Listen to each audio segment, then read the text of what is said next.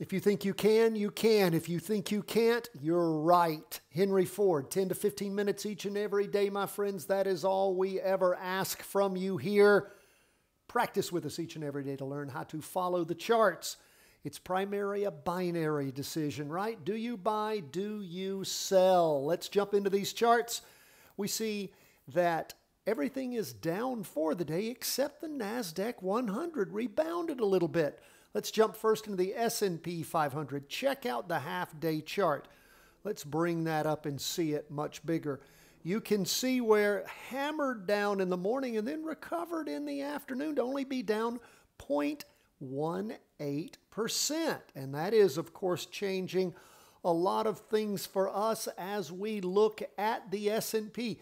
Big red down candle on the weekly chart. Now, these are Heikin-Ashi candlesticks, so it's showing us average pace, right? It's taking, well, if you haven't taken our course, I'll put it at the end of today's video. Also, for those of you who subscribe, I actually have an entire chapter from the new book for you, and there's a link in your show notes. That is the email you get every day with the special training.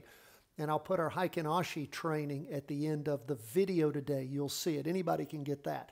If you're not signed up, sign up at chartingwealth.com to our daily email. It is this video that you get each and every day, along with links to all sorts of great things, such as the daily training we put out and the one I just expressed to you. So we are down just 0.18% for the day, but we have a big red down candle on the 2-day. First day of the latest 2-day, and on the weekly, and of course a bit of a recovery there at the end of the day on the 195-minute candle. Now, where does that bring us as far as our analysis? And this you're going to find interesting. We have a 60% probability of an up move, a 65% back test accuracy. Our entry point is right around the 502 up to about $520. It's about an $18 move over the next 5+ days. Now, of course, to make that happen, you're going to need to see a green Heikin-Ashi candlestick with increasing volume before you pull the trigger on that. But after all these weeks of down movement, see, we've been watching this down movement for weeks, haven't we? Nobody really paid attention until last week. If they weren't in the market with us, they didn't see this market hit the top, hit the top, hit the top, and then back on the 24th of February start to move down. It was a natural consequence of what we were seeing, right? With all this volume to back it up? Yes.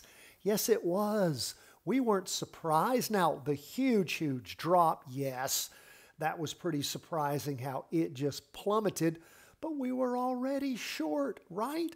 Now, again, I don't expect this up move to be anything too great. I guess it could be, but at the same time, it's only a 60% probability. I don't bet on 60% probabilities. I just don't. I'm going to have more than that. I want 75, preferably 80% probabilities for I'm messing around. You know, think about 60%. That's just a little over a coin toss. No, thank you. We will watch, though. We will watch. We will see if indeed now things do turn around and start moving up nicely. Then, of course, if you do see green candles forming and you see things setting up, that might, again, we might very well find ourselves very interested in following that. But got to see some real signs.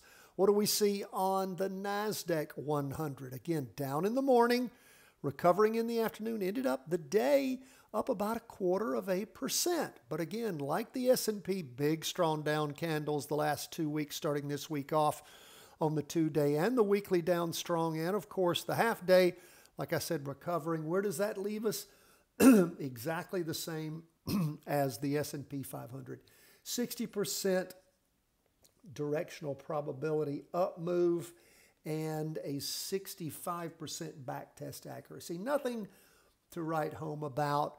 Jumping in points just a little bit lower than where we are now, up to about 440 over the next 5+ days.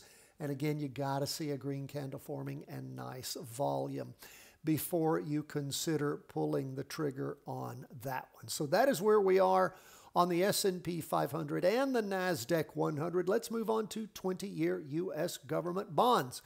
They pulled back strongly today, strongly, 3.02%.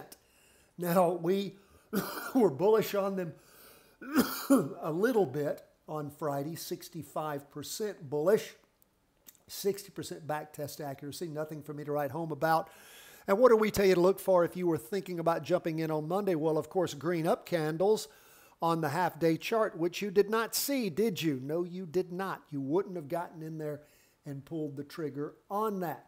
Still, we see a 55% probability of an up movement, 60% back test accuracy. Nothing to write home about or to jump into, but of course, if you do see an entry point around $90.50, a little higher than where it is now, with green Heikin-Ashi candlesticks and volume forming, pumping up, you could consider, but it doesn't even have that high to go, just up to $92 because you have a resistance level there. So again, if you're interested, you can see if you can find a trade there, but I'm not super excited about it. Let's move on from there to gold. Gold pulling back 2.15%. Remember me telling you guys that what I typically see when the market starts to crash, because people have to cover margin calls, short positions and all that, that gold goes down to at the beginning. Well, you can see where gold is rolling over on that weekly chart, heading down. Nonetheless, we have been bullish gold the last several days. But of course, that hasn't meant anything to us because we've had these red down candles. I keep waiting to see if gold is going to find an interim bottom and try to pull itself up. Our directional probability tells us around 70% possibility of a green candle forming and an up move starting, up $6 over the next 5+ days, a 75% back test accuracy. And you can see where gold has done this, down and up, down and up, down and up, down and up. Just over the last many, many weeks, gold has just climbed, climbed, climbed, climbed, climbed.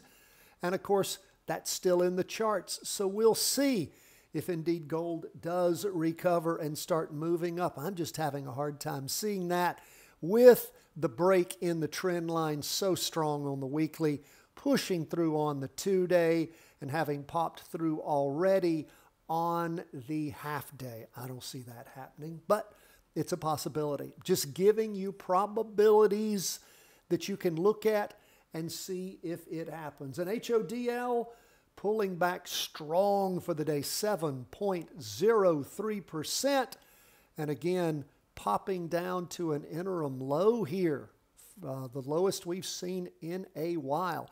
Had Bitcoin sliding sideways the last few weeks and really pushing over, strongly moving down. So as Bitcoin moves down, we can see it bouncing off that, not much of a weekly trend line, but again, hammering down. And again, it's about a 50-50 up or down. Not much of an accurate back check either. So again, just waiting for Bitcoin to sort itself out. But it looks to me like it's got a lot of weight, pushing it down as we saw today. So again, markets across the board, whether they're stocks, bonds, gold, or Bitcoin, struggling. Keep your eye on gold, keep your eye on bonds, and see if there's an interim rotation over. You know, again, you'll have the market, I've been around for crashes, okay? You'll have the market jam down and then sort of pseudo-recover and then run off another cliff and then sort of pseudo-recover and run off another cliff. So again, if this is going to be an across-the-board hammer time, then it could go on for a while. But my friends, it's already been going on for a while, right? We saw this start happening in late February. We've already been all the way through March, and now we've moved into April. So stand by to stand by. Hang in there. Practice trade as much as you can. learn as much when the markets go up as they go down. I learn more when they go down. God bless. All the best from the whole team at Charting Wealth.